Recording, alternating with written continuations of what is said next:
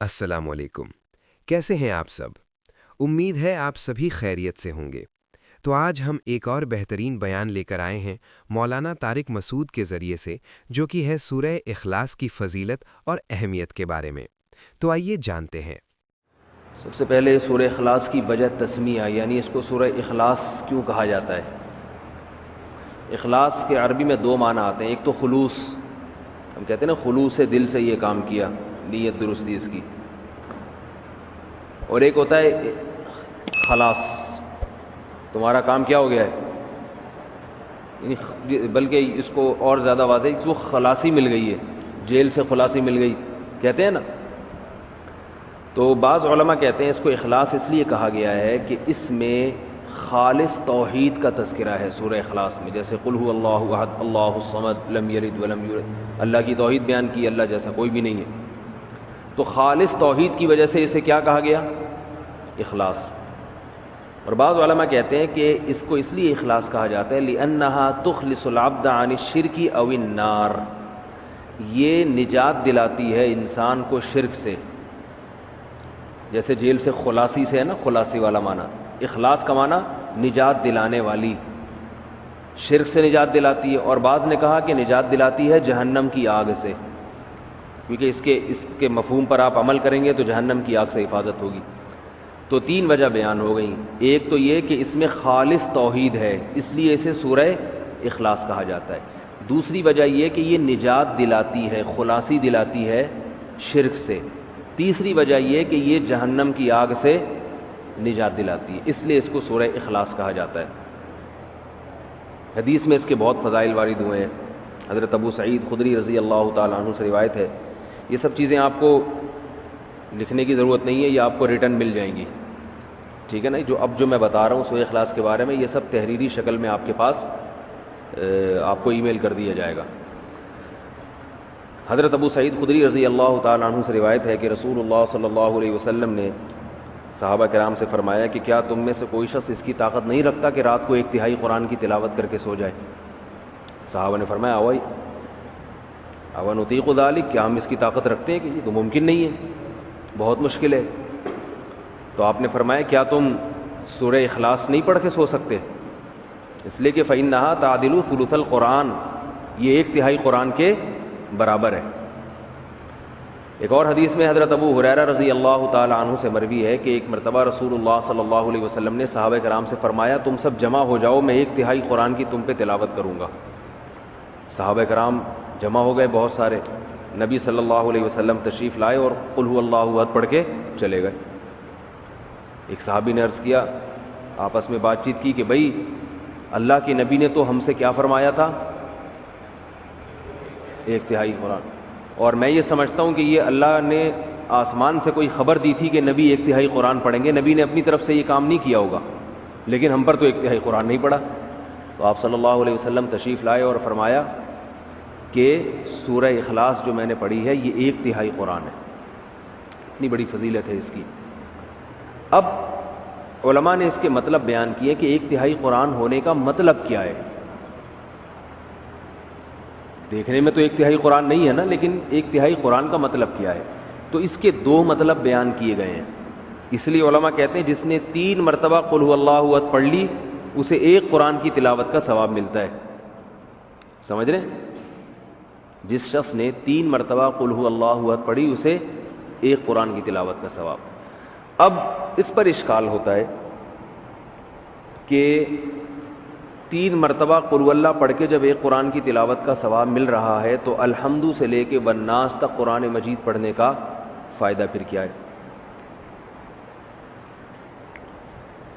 سوال ہی سمجھ میں نہیں آ رہا، جواب کہاں سے سمجھ میں آئے گا؟ جس قوم کی سمجھ میں سوال ہی نہیں آئے اس قوم کی سمجھ میں آ گیا سوال؟ آپ کی نہیں آیا؟ بھائی جب 3 دفعہ قل هو اللہ پڑھنے سے 1 قرآن کا، کیونکہ 1/3 ہے نا، 1/3 ہے، تو 3 دفعہ پڑھ لیں گے تو 1 قرآن ہو جائے گی، تو پھر الحمد سے لے کے والناس تک پڑھنے کی کیا ضرورت؟ شکر ہے سمجھ میں آ گیا۔ اچھا آواز کی وجہ سے نہیں آیا تھا۔ تو اس کی بہت ساری وجوہات یعنی جواب دیے گئے، لیکن اس کا سب سے بہترین جواب وہ ہے جو علامہ ابن تیمیہ رحمہ اللہ تعالی نے دیا ہے۔ وہ جواب یہ ہے کہ ہر چیز کا اللہ نے اپنے علم میں ایک ثواب رکھا ہے، وہ قیامت کے دن ملے گا، اس کی کوئی مخصوص وزن ہوگا، کوانٹٹی ہوگی، اس کی مقدار ہوگی، یہ تو اس شے کا ثواب ہے۔ تو اللہ نے اپنے علم میں پورے قرآن کی تلاوت کا بھی ایک ثواب رکھا ہوا ہے،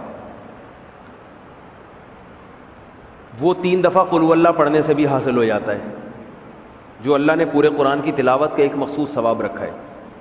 لیکن جب آپ پورے قرآن کی تلاوت شروع کرتے ہیں الحمد سے، تو ہمیں پورے قرآن کی تلاوت کے ساتھ ساتھ کچھ اضافی ثواب بھی مل رہے ہوتے ہیں۔ مثال کے طور پر جب ہم قرآن کی تلاوت کریں گے، اس میں سورہ فاتحہ بھی آئے گی، اس کے کچھ اضافی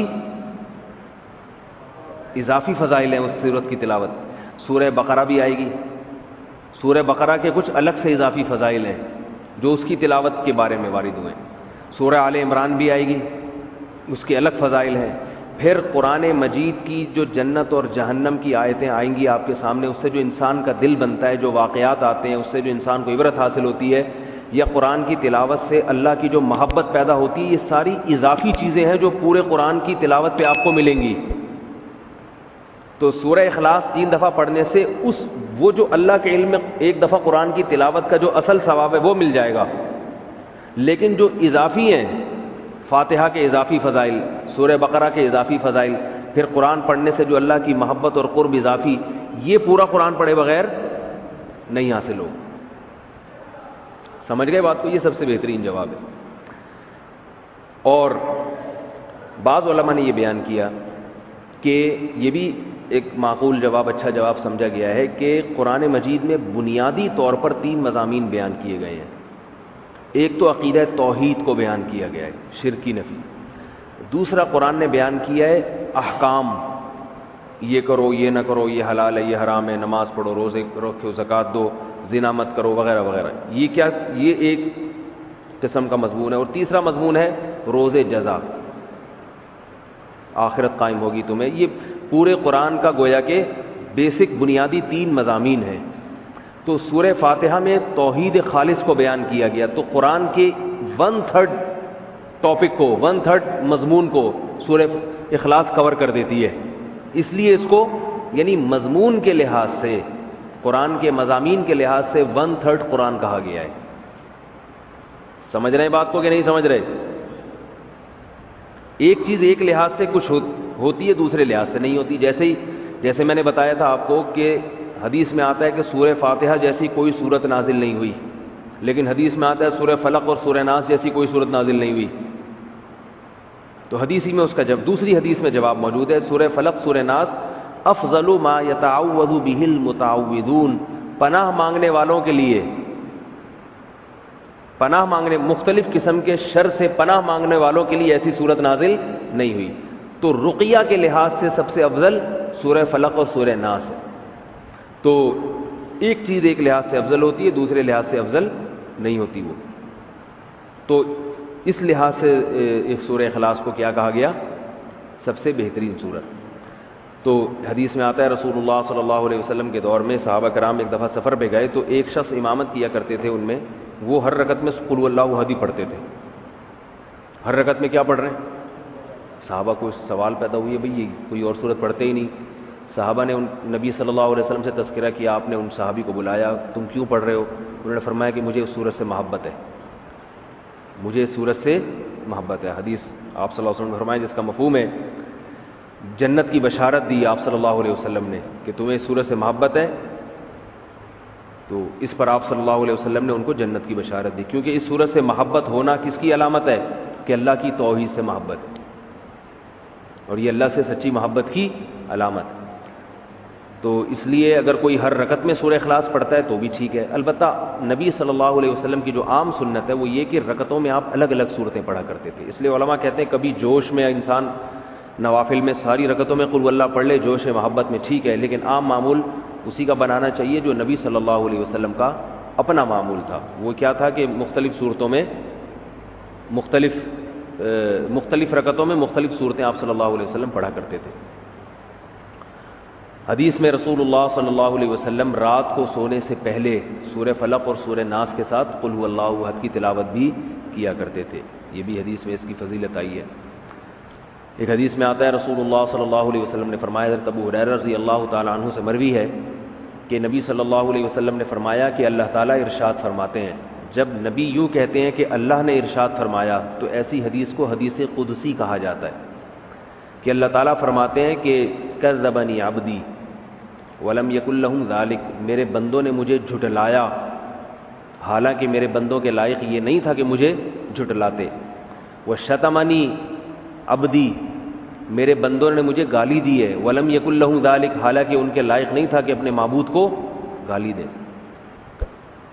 کیسے؟ پھر اللہ کے نبی فرماتے ہیں کہ اللہ تعالیٰ نے فرمایا کہ میرے بندوں نے کہا لن یعیدنی، میرے بندے نے کہا لن یعیدنی ابدا، اللہ مجھے دوبارہ زندہ نہیں کرے گا. کما بدأنی، جیسے پہلی مرتبہ پیدا کیا تھا. تو یہ مجھے جھٹلایا، حالانکہ جس نے پہلی مرتبہ پیدا کیا ہو اس کے لیے دوبارہ بنانا تو اور آسان ہوتا ہے. یہ اللہ کے الفاظ بتا رہا ہوں، نبی نے جو فرمائے. تو اللہ فرماتے ہیں کہ حالانکہ دوبارہ بنانا تو پہلی دفعہ سے بھی آسان. تو یہ میرے بندے مجھے جھٹلاتے ہیں، کہتے ہیں پہلی دفعہ تو بنایا مگر دوسری دفعہ نہیں بنا سکتا. اور شتمنی عبدی، اور میرے بندے نے مجھے گالی دی.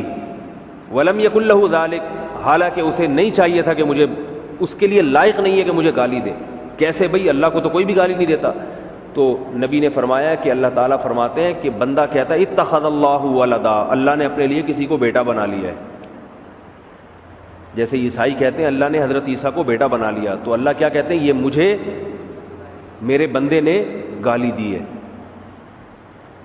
اس صورت کا شان نزول بھی یہی ہے کہ بنیادی طور پر جو اس صورت میں جو سمجھایا گیا ہے یہود و نصارہ کے عقیدے کی نفی ہے.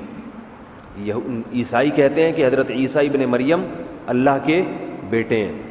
وہ بڑی لمبی چوڑی بات گھماتے ہیں، کیونکہ حضرت مریم کے اولاد شوہر نہیں تھے اور تمام پیغمبر جتنے بھی آئے ہیں ان سے پہلے گناہ ہوئے ہیں، تو اللہ نے کہا ایسا پیغمبر بھیجوں گا جس سے گناہ نہ ہو سکتا ہو. تو اللہ ہی نے اپنے کلمے کی شکل میں، اللہ ہی اپنے دوسرے جلوے میں آ گیا. عجیب عجیب باتیں کرتے ہیں. کبھی کہتے ہیں حضرت عیسیٰ اللہ کے بیٹے ہیں، کبھی کہتے ہیں اللہ نے ان کو بیٹا بنا لیا ہے. جنا تو نہیں ہے لیکن خود بیٹا بنا لیا اللہ نے ان کو. کبھی کہتے ہیں کہ اللہ حضرت عیسیٰ کے جلوے میں آیا ہے، حضرت عیسیٰ کی ذات میں اللہ نے، کبھی کہتے ہیں حلول کیا ہوا ہے. تو مختلف عقیدے ان کے کسی ایک بات پہ ٹکتے نہیں ہیں. تو اللہ نے ان تمام باتوں کی نفی کر دی کہ نہ عیسیٰ ابن مریم اللہ کے بیٹے ہیں، کیونکہ اللہ نے کسی کو جنا نہیں، اور نہ اللہ نے کسی کو اپنا بیٹا بنایا ہے، اور نہ عیسیٰ ابن مریم اللہ جیسے ہیں. وہ کہتے ہیں نا تین خدا میں سے ایک عیسیٰ ہیں، تو کوئی اللہ جیسا نہیں ہے، خدا نہیں ہے، سب مخلوق ہیں اللہ تعالیٰ کی. تو عیسائیوں کے نظریے کی نفی ہے. اس صورت کا شان نزول یہ ہے کہ ایک مرتبہ یہود و نصارہ کا ایک وفد رسول اللہ صلی اللہ علیہ وسلم کے پاس، یہود کا ایک وفد آیا اور رسول اللہ صلی اللہ علیہ وسلم سے کہنے لگا صف لنا ربک، کہ آپ ہم سے ہمارے رب کی اوصاف بیان کریں. یہودیوں کا شاید یہ خیال تھا کہ تورات میں تو لکھا ہے کہ اللہ جیسا کوئی بھی نہیں ہے، اگر یہ جھوٹے نبی ہوں گے تو غلط صفات بیان کرنا شروع کر دیں گے، بھئی وہ ایسا ہے وہ اس طرح ہے. تو یہودی کہنے لگے کہ آپ بتائیے کہ اللہ تعالیٰ کی جنس کیا ہے، مرد ہے یا عورت ہے، اور کس چیز سے بنایا گیا ہے، کس چیز سے بنایا گیا؟ من الذهب ام من الفضة ام من النحاس، سونے کا بنا ہوا ہے، چاندی کا بنا ہوا ہے یا پیتل کا بنا ہوا ہے؟ ہمارا جو رب ہے جس میٹر سے بنا ہے وہ میٹر کون سا ہے؟ تو اس پہ یہ صورت نازل ہوئی. اللہ احد اللہ الصمد، بے نیاز ہے، لم یلد ولم یولد، نہ جنا گیا اور اس کا کوئی ہم پلہ نہیں ہے. جب ہم پلہ نہیں ہے، لیس کمثلہ شیء، جب اس جیسا کوئی ہے ہی نہیں ہے تو سونے یا چاندی یا پیتل سے مثال ممکن نہیں ہے، کیونکہ یہ تو مخلوق کی مثالیں ہیں. اللہ مخلوق سے بالکل الگ ہے، ماورا ہے، ہماری عقلوں سے بالا تر ہے. تو اس کے پیتل مثال میں پیش کرنا، سونا مثال میں پیش کرنا یہ ممکن نہیں ہے. ایک روایت میں آتا ہے کہ مشرکین نے کہا، مشرکین مکہ جو تھے نا وہ نسب کی بڑی بحث کیا کرتے تھے، نسب کہ اس کا نسب کیا ہے، اس کا نسب کیا ہے. تو انہوں نے کہا کہ اے محمد آپ اللہ تعالیٰ کا نسب بیان کریں کہ اللہ کا نسب کیا ہے. تو اس پہ یہ صورت نازل ہوئی، لم یلد ولم یولد، نہ اس نے کسی کو جنا نہ وہ کسی سے جنا گیا، اس کا کوئی نسب نہیں ہے، الاول سب سے پہلے ہے اور سب سے آخر، یعنی ہمیشہ سے ہے اور ہمیشہ رہے گا۔ تو توحید کا مضمون اس میں بیان کیا گیا۔ اللہ تعالی ہمیں اس صورت کے مضامین پر عمل کی توفیق عطا فرمائے، اور جن لوگوں کو زبانی یاد نہیں ہے ان کو تو کم از کم یہ صورت زبانی یاد ہونی چاہیے۔ ہم تبت یدا۔ تو آج کے لیے بس اتنا ہی۔